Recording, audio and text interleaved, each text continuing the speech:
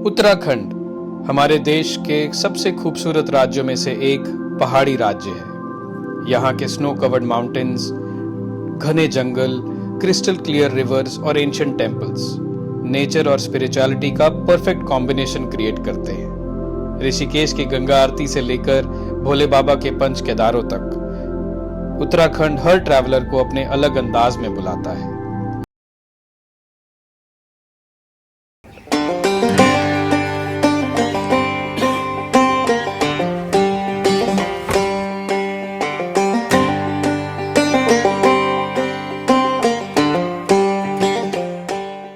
Hello guys, welcome back to my channel. आज एक नए वीडियो की शुरुआत है, आज एक नई जर्नी की शुरुआत है। मैं आपको लेके चल रहा हूँ चार धाम नगरी उत्तराखंड। जी हाँ, पहले हम शुरुआत करेंगे ऋषिकेश से, जो कि yoga capital of the world है। वहाँ से मैं आपको लेके चलूँगा भगवान महादेव के पंच केदारों में से एक तुंगनाथ। श्री तुंगनाथ में पूरा ट्रैक हम आज करेंगे और उसके बाद इस वीडियो का एंड करेंगे एक लास्ट विजिट से, जो कि होगी एक पुरातन ताल से। जी हाँ, महाभारत के युग की एक अहम ताल है देवरिया ताल। उस ताल पे मैं आपको लेके चलूँगा और उसकी अहमियत भी बताऊँगा। चलिए आज का सफ़र शुरू करते हैं। आज ये सफ़र बाइक पे नहीं है, आज हमारी नई थार रॉक्स पे ये जर्नी में शुरू करूँगा। चलिए मिलते हैं आपसे रोड पर।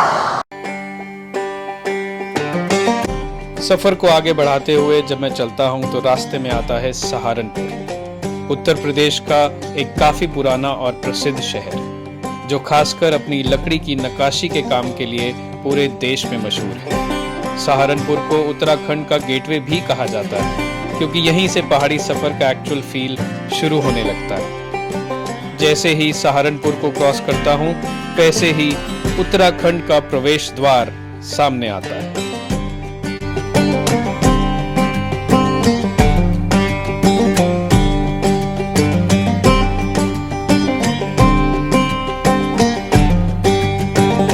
इसी सफर में आगे बढ़ते हुए मैं पहुंचता हूं उत्तराखंड की राजधानी देहरादून।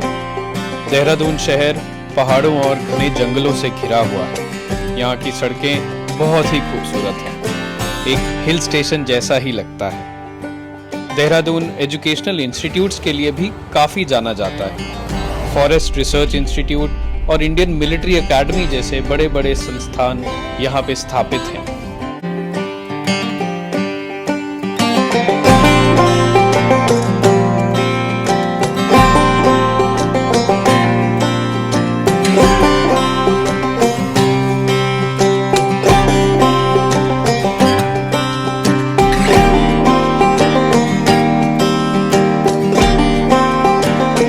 देहरादून से निकलने के बाद आगे बढ़ते बढ़ते मैं पहुंचता हूं अपनी पहली मंजिल ऋषिकेश। ऋषिकेश पहुंचते ही त्रिवेणी घाट पर होने वाली प्रसिद्ध गंगा आरती के दर्शन के लिए मैं निकल पड़ा।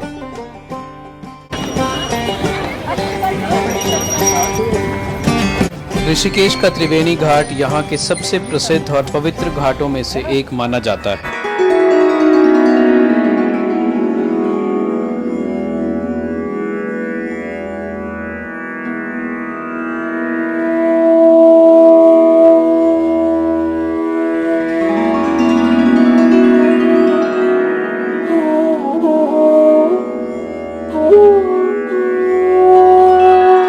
ये घाट शाम की गंगा आरती के लिए बहुत मशहूर है। हर रोज सूर्यास्त के बाद यहाँ बड़े ही शांत और भव्य तरीके से माँ गंगा की आरती की जाती है, जिसे देखने के लिए देश विदेश से लोग आते हैं। आरती के दौरान पूरा घाट दीपक की रोशनी, मंत्र उच्चारण और भजनों से एक अलग ही आध्यात्मिक वातावरण का माहौल बना देता है।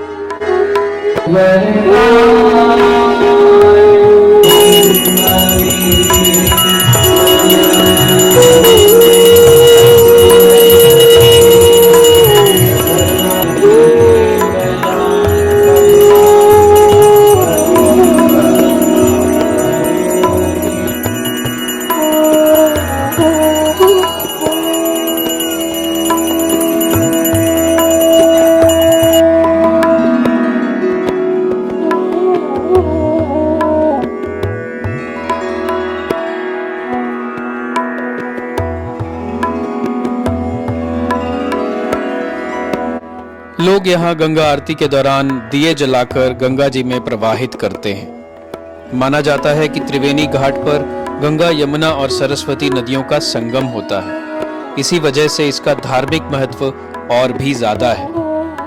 त्रिवेणी घाट पर गंगा आरती का अनुभव करने के बाद मैं निकल पड़ा ऋषिकेश के एक और प्रसिद्ध स्थल जानकी सेतु की तरफ।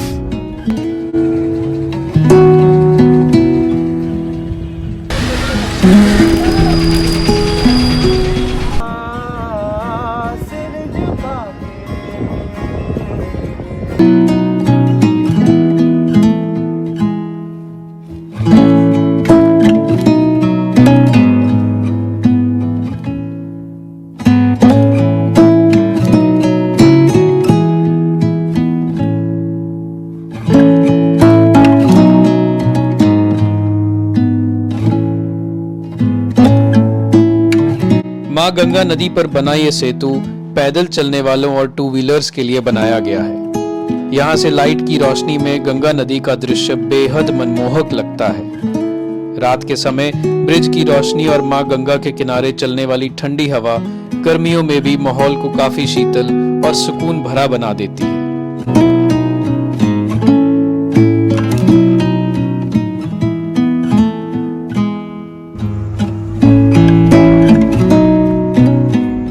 तो अभी मैंने एक होटल ले लिया है, होटल सफायर। ये है तपोवन में, ऋषिकेश में। तो मैंने चेक इन कर लिया है। चलो आपको भी होटल दिखा देता हूँ। बहुत ही डिसेंट होटल है। रूम्स भी काफ़ी नए नए हैं। Ganga Elina, the lap of Himalayans.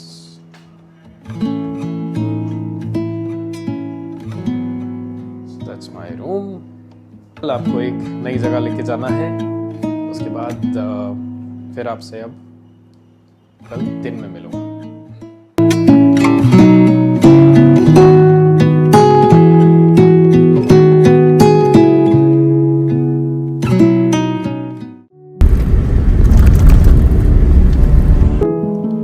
तो अगले दिन मैं सुबह सुबह निकल पड़ता हूं अपनी अगली मंजिल चौपटा की तरफ।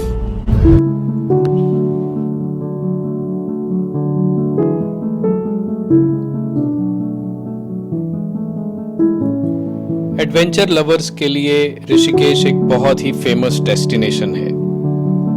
मैं भी ऐसी ही एक बंजी जंपिंग वाले स्पॉट पे रुक जाता हूँ और यहाँ पे रोड साइड पे पहाड़ों वाली मैगी खाने के बाद मैं आगे निकलता हूँ शिवपुरी की तरफ। ये शिवपुरी रिवर राफ्टिंग के लिए बहुत फेमस है। यहाँ पे वर्ल्ड ओवर से टूरिस्ट आके राफ्टिंग का मजा लेते हैं।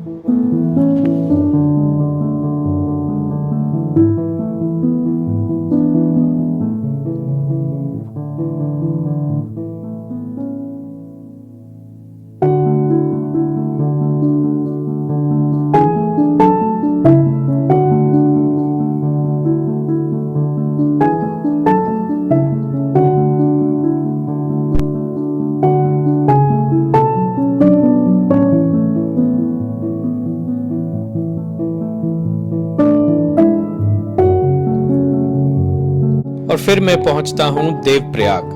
देवप्रयाग वही जगह है जहां अलकनंदा और भागीरथी नदियों का संगम होता है और इसी संगम के बाद जो नदी बनती है उसे हम गंगा के नाम से जानते हैं।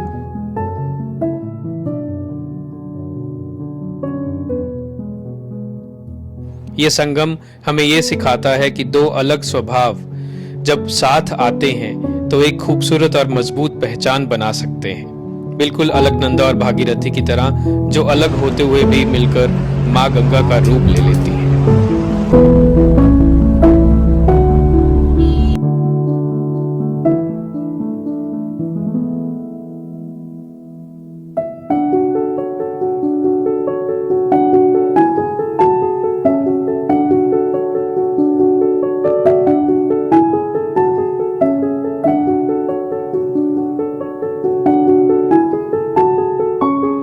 देवप्रयाग के बाद श्रीनगर से होते हुए मैं पहुंचता हूं मां धारी देवी के मंदिर में उनके दर्शन के लिए।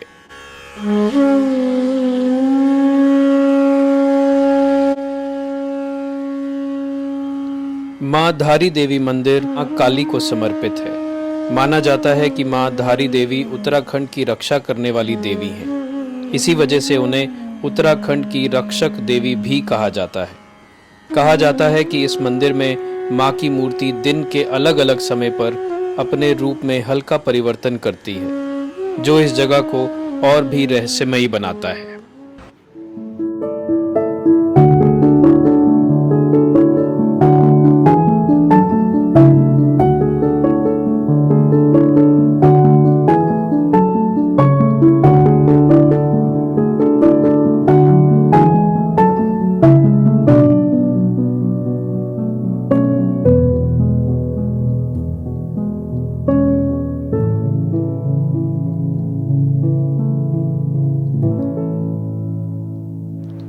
रुद्रप्रयाग से होते हुए मैं निकल पड़ता हूँ आगे अपनी जर्नी पे चौपटा की तरफ।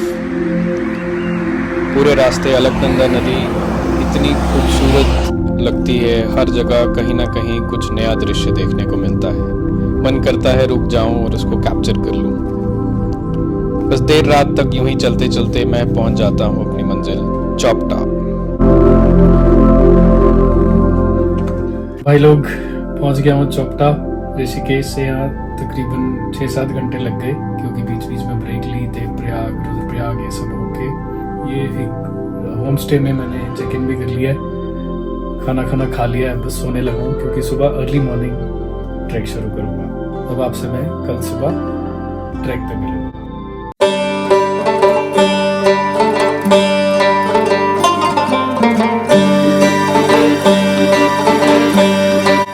तुंगनाथ मंदिर दुनिया का सबसे ऊंचा शिव मंदिर है। भोले बाबा के 5 केदारों में से एक केदार है और तुंगनाथ का ट्रैक चौपटा से ही शुरू होता है। ये स्टार्टिंग पॉइंट तुंगनाथ ट्रैक का। अभी अपना ट्रैक शुरू करता हूँ, चलिए चलते हैं।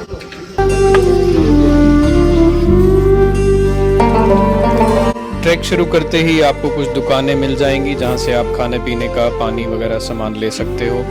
उसके बाद फॉरेस्ट चेक पॉइंट पे आपको रजिस्ट्रेशन कराना होता है, क्योंकि मंदिर के कपाट अभी खुले नहीं हैं, तो यहाँ पे आपको कुछ चार्जेस पे करने पड़ेंगे। मुझे आई थिंक 200 रुपीज़ पे करना पड़ा। उसके बाद मैं अपना ट्रैक शुरू कर लेता हूँ।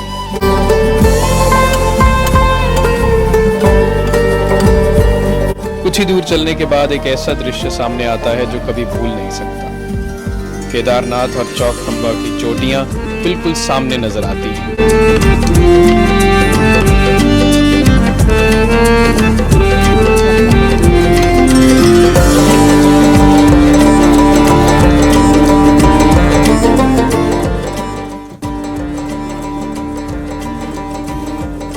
Chandrashila, that is another 1 kilometre. वहाँ पे मान्यता है, वहाँ भगवान राम ने तपस्या करी हुई है। तो कोई लोकल बता रहे हैं।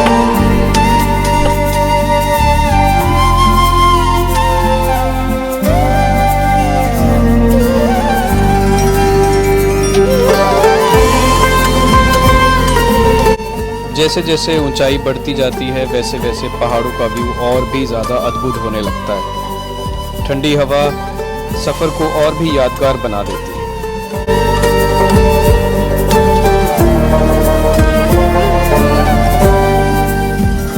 मंदिर पहुंचते ही मानो एक चमत्कार सा हो जाता है। जैसे ही मंदिर में मैं एंट्री लेता हूं, मानो सारी थकान एकदम से खत्म हो जाती है।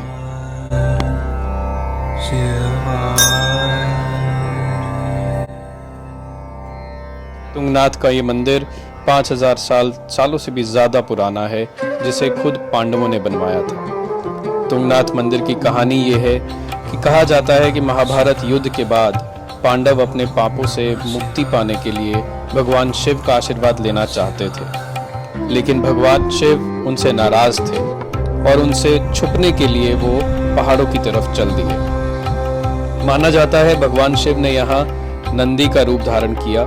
जब पांडवों ने उन्हें पहचान लिया तो भगवान शिव धरती में अंतर ध्यान होने लगे। उसी दौरान उनके शरीर के अलग अलग भाग उत्तराखंड के 5 स्थलों पर प्रकट हुए, जिन्हें आज पंच केदार के नाम से जाना जाता है।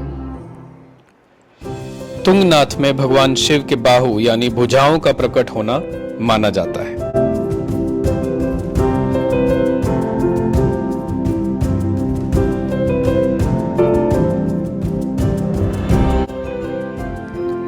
बाबा तुंगनाथ के पावन दर्शन के बाद मैं निकल गया वापस चोपटा की तरफ। ट्रैक करते हुए वापस चोपटा पहुंचा और वहां से देवरिया ताल, जो कि मेरी नेक्स्ट डेस्टिनेशन है, उसकी तरफ निकल गया।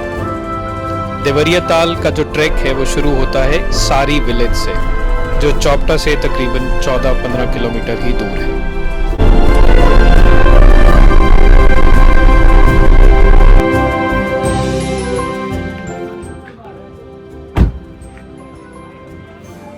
तो अभी तुंगनाथ से सारी विलेज में मैं आ गया हूँ। यहाँ से देवरिया ताल का ट्रैक शुरू होगा।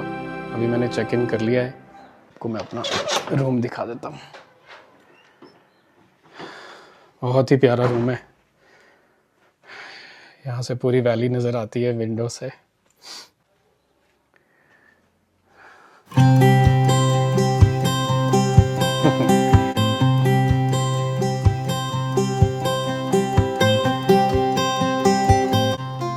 वो कहते हैं ना कि अगर जिंदगी की खूबसूरती देखनी है तो भारत के किसी भी गांव में चले जाओ, और सारी गांव अपने आप में एक बहुत बड़ी मिसाल है खूबसूरती की, खुशहाली की और एकदम हंसते खेलते परिवारों की। छोटा सा ये गांव अपने अंदर कितनी खुशियां समेटे बैठा है, वो यहाँ आके ही पता चला।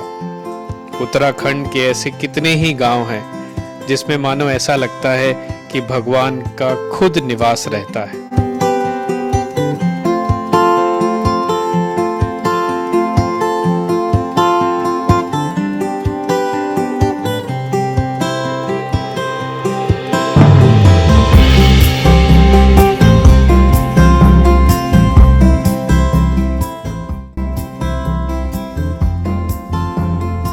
ब्रेकफास्ट की तैयारी है। पराठे और पहाड़ों वाली मैगी, बहुत ही बढ़िया नाश्ता है। इसके बाद अब शुरू करूँगा अपना ट्रैक देवरिया ताल का। चलिए मिलेंगे आपसे।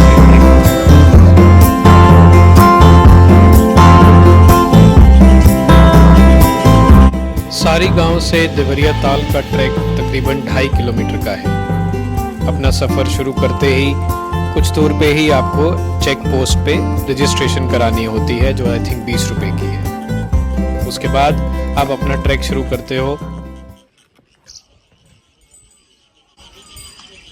उत्तराखंड के पहाड़ों के बुरांश फूल का शरबत, बुरांश जूस।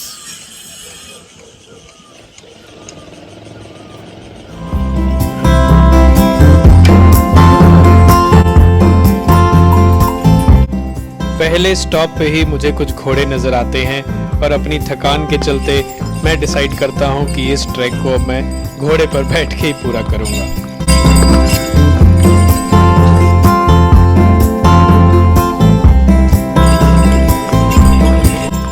इतनी ऊंची चढ़ाई और घने जंगलों के बीच में से ये घोड़ा मुझे ऊपर तक ले तो आया। मुझे तो बहुत फायदा हुआ कि मुझे थकावट नहीं हुई, पर आई एम श्योर ऊपर तक पहुंचते पहुंचते घोड़ा जरूर थक गया होगा। तो ऐसे मैं वहां देवरिया ताल तक पहुंच गया।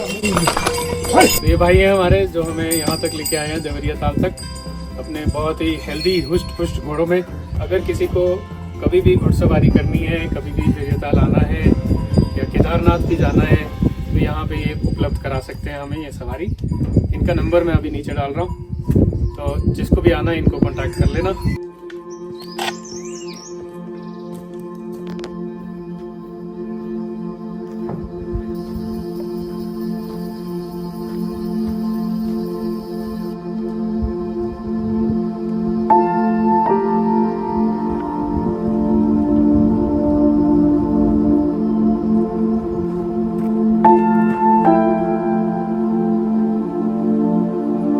देवरिया ताल के परिसर में कदम रखते ही मानो दुनिया ही बदल गई। इतना खूबसूरत ताल इतना मनमोहक हो गया था, इतनी शांति, इतना सुकून मिल रहा था यहाँ पे। देवरिया ताल उत्तराखंड के सबसे खूबसूरत हाई ऑल्टीट्यूड लेक्स में से एक माना जाता है, जो अपनी शांत सराउंडिंग्स और पहाड़ों के ब्रेथ टेकिंग व्यूज के लिए बहुत मशहूर है। ये ताल महाभारत के समय की गाथाएं सुनाता है। कहा जाता है कि यक्ष ने युधिष्ठिर से यहीं पे वो 5 प्रश्न पूछे थे, जिसकी वजह से रादर जिसके सही जवाब देने के बाद ही पांडवों को यहाँ का पानी नसीब हुआ था। उत्तराखंड की इन खूबसूरत यादों को दिल में लिए I am signing off today. मिलता हूँ आपसे अगले व्लॉग में।